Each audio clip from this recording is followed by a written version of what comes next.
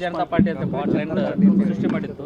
ಇದನ್ನ ಕೇಂದ್ರ ಸರ್ಕಾರ ಬ್ಯಾನ್ ಮಾಡೋದು. ಜಾಸ್ತಿ ಫಾಲೋವರ್ಸ್ ಯಾರು ಜಾಸ್ತಿ ಫಾಲೋವರ್ ಜನತಾ ಪಾರ್ಟಿ ಅಂತ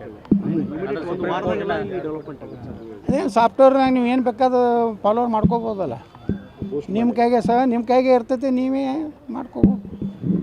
ಅದಕ್ಕೇನು ಕಾಕ್ರೋಚ್ ಪಾರ್ಟಿದು ಏನೈತಲ್ಲ, ವ್ಯವಸ್ಥಿತವಾಗಿ ಭಾರತವನ್ನು ಅತಂತ್ರ ಮಾಡೋದು, ಪ್ರಧಾನಮಂತ್ರಿಗಳನ್ನು ಇಳಿಸ್ಬೇಕು. ಭಾರತ ಜಗತ್ತಿನ ಶಕ್ತಿಶಾಲಿ ರಾಷ್ಟ್ರ ಆಗ್ಲಾಕತ್ತೈತಲ್ಲ, ಇವ್ರು ತಿಳ್ಕೋದಾಗಲಾಗೈತಿ. ನೇರವಾಗಿನೇ ಇವತ್ತು ರಾಹುಲ್ ಗಾಂಧಿ ಚೀನಾದ ಏಜೆಂಟ್ ಎಲ್ಲ ಇಲ್ಲಿ ಗುಪ್ತ ಕೆಲವೊಂದು ವಿಚಾರಗಳನ್ನು ಹೇಳ್ಯಾನ, ಪಾಕಿಸ್ತಾನ ಪರವಾಗಿ ಮಾತಾಡ್ತಾನ. ಇದನ್ನು ಕ್ರಿಯೇಟ್ ಮಾಡಿದ್ರು ಕೂಡ ಗಲ್ಫ್ ಕ್ಷೇತ್ರ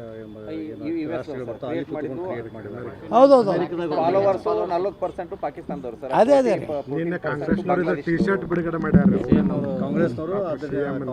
ಅದು ಕಾಂಗ್ರೆಸ್ಸೇ ಅದೇ ಕಾಂಗ್ರೆಸ್ ಒಂದು ದೇಶದ್ರೋಹಿ ಪಾರ್ಟಿ ಆಗೈತಿ.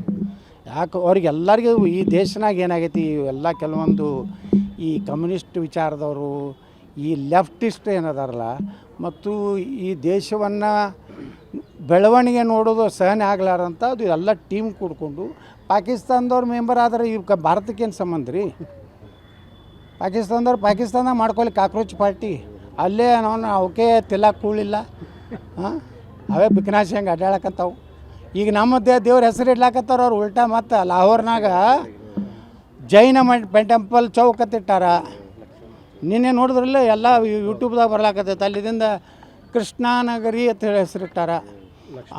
ಅಂದ್ರೆ ಲಾಹೋರ್ ಅನ್ನುವಂಥದ್ದು ಏನಿದೆಯಲ್ಲ, ರಾಮನ ಮಗ ಲವ ಕಟ್ಟಿದಂಥ ನಗರ.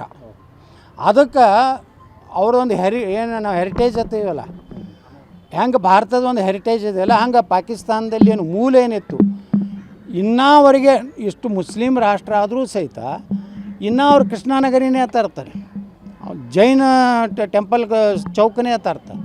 ಅಂದ್ರೆ ಭಾರತದ ಇದನ್ನು ಮಾಡ್ಲಾಕತ್ತಿ ಉದ್ದೇಶ ಏನಂದರೆ ಹೊರಗಿನ ಹಣ ತೊಗೊಂಡು ಬರ್ಲಕ್ಕ. ವರ್ಲ್ಡ್ ಹೆರಿಟೇಜ್ ಅಂತ ಒಂದಿದೆ, ಅಲ್ಲಿ ದುಡ್ಡು ಹೊಡಿಲಾಕ ಸುಮಾರು 50,000 ಕೋಟಿ ರೂಪಾಯಿ ಹೊರಗಿನ ತರ್ಬೇಕಂತ ಹಿಂದೂ ಹೆಸರು ಇಡ್ಲಾಕತ್ತಾರೆ. ಅಂದ್ರೆ ಪಾಕಿಸ್ತಾನ ದಿವಾಳಿ ಆಗೈತೆ ಅನ್ನೋದಕ್ಕೆ ನಿಮ್ಗೆ ಉದಾಹರಣೆ ಅದು.